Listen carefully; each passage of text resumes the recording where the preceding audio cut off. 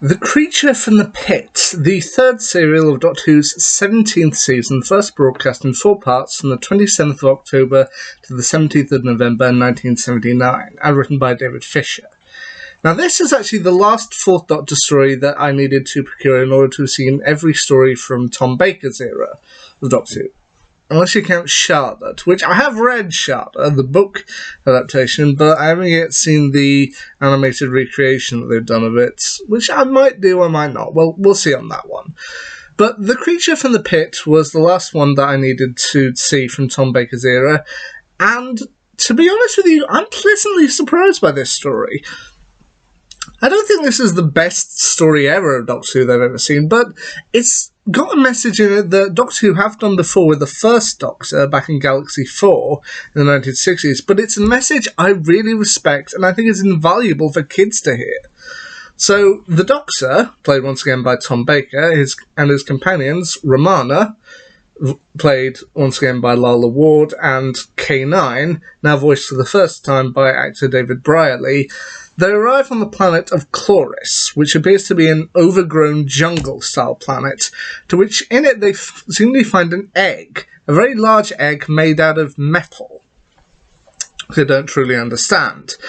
And they end up running into a woman named Lady Adrasta, played by Mara Francis. Now, Chloris is having a problem because metal is exceedingly rare on this planet, and technically they need metal in order to create tools, in order to farm, to make food, but Adrasta has a monopoly over the metal mines, and basically she's claiming them for herself, and anyone she doesn't like she throws into a pit in the middle of the jungle. Now, helping her with that is Karila, played by Eileen Way, a huntsman, played by David Telfer, and they're also going up against them are a group of former miners, led by a man named Torvin, played by John Bryans. They're mainly trying to obtain metal themselves so they can have a monopoly of their own and ultimately get rich. Meanwhile, Adrasta has her own armies, including mutated plants called wolfweed, which she uses against K9. Anyway, upon seeing Adrasta throw one of her subjects down into a pit in the middle of the jungle, the Doctor jumps down there as well in order to try and find out what exactly the creature is in the pit and try and work out what's going on and how they can stop it. And while down there, he encounters a fortune teller named Organon, played by Jeffrey Belden, who got thrown down into the pits because he made an incorrect prediction, or a prediction that Adrasta didn't like, and so therefore he's been down there trying to avoid the creature down there and ultimately survive. Now, when Jeffrey Belden appeared on screen and began talking, after a while I began to think, his voice sounds familiar. And after a while I began to think, he sounds a bit like the first Doctor. I mean, is this Richard Herndl? Like, was this another case like David Bradley where he played another role early on, but then they brought him back as the first Doctor? Until I looked up the episode and found out, no, it's not Richard Herndl, it's Jeffrey Belden. It's like, okay.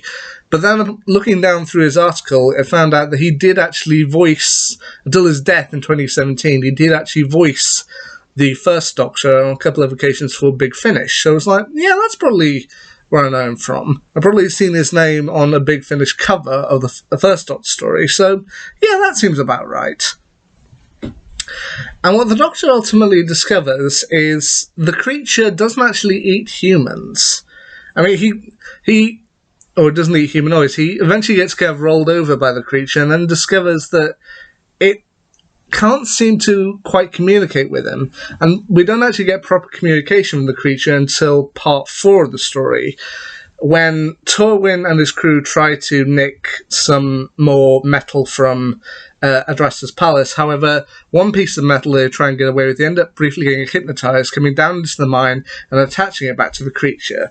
The creature, which now identifies itself as called Erato, then is able to use the Doctor and Romana's and even Adrasta's larynxes in order to communicate with them in their voices. It basically explains that it came from a planet many light years away and they had the opposite problem.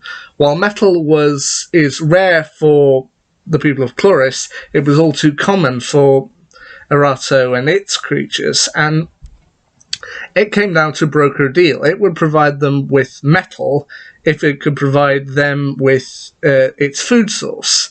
However, Adrasta, not wanting to give up a monopoly, had thrown Erato down into the mines and sealed it, feeding it anyone she didn't like for many years, 15 years now.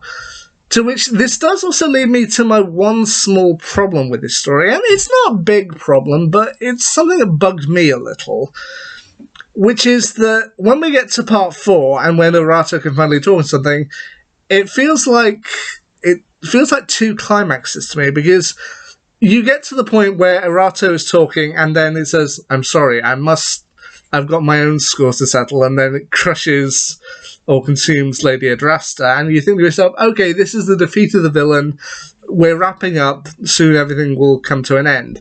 But no, that's only 7 minutes into episode 4, and so you've still got at least 15 minutes to go, so it feels like there's two climaxes. I feel like if they kind of scaled it down a bit, they could have just... But anyway, that's just me. It feels like there's two climaxes when they really only needed one. I feel they could have cut off after that. But anyway, Erato reveals to them that it's not quite as simple as everything. While they manage to free Erato from the pits, Erato reveals that after he lost contact with his people for 15 years, the people of his planet are now planning to use a neutron star to destroy Chloris. And while Adrasta has been killed off by Erato, Karila plans to gain power herself with the former miners and gain a monopoly. She doesn't really care until the Doctor and Romana and K9 end up destroying their metal supply.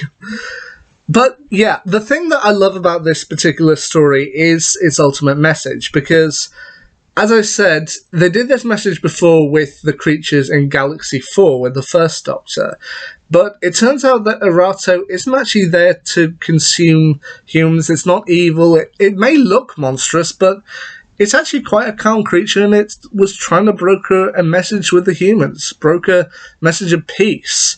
Ultimately, although it looked ugly, and I will admit this wasn't Doctor Who's best design of a creature, basically being a giant blob, which you can tell was a giant beanbag, but it had pure intentions. And that, I think, is a message that is invaluable to children, that sometimes the ugliest things in life can be the most beautiful, and they can be the kindest thing. The things that can be the most beautiful can be the most dangerous, and sometimes the things that we think are the ugliest can actually be show off the good in us. And as I said, they did that with Galaxy 4, and they do it here with the creature from the pit. And you know what? That's a message I think more children need to understand. That not everything is always as it seems, and you can't always judge a book by its cover. But, yeah, ultimately they do manage to stop the neutron star and manage to broker an agreement between the people of Chloris and Erato. They managed to sign a contract, and the Doctor, Romana, and K9 head off once again for more adventures. And thus, that's the last TV episode of the Fourth Doctor era they actually needed to see. And you know what? I'm glad I ended on a good one. Now, in terms of what's left in my Doctor Who run of stories I haven't seen, there are still 3 stories that have yet to be released for the second Doctor, those being the Highlanders, the Wheel in Space, and the Space Pirates. They are still releasing... for the first Doctor, there are 9 stories still unfound, but they're releasing one of those later this year, an animated recreation of the Celestial Toymaker. And in terms of what's left, i.e. stories that are not missing but I haven't seen yet, I think I only have 3 left to go of the first Doctor's era. Will be my next one? Well, I'll have to wait and see. Till next time, see ya.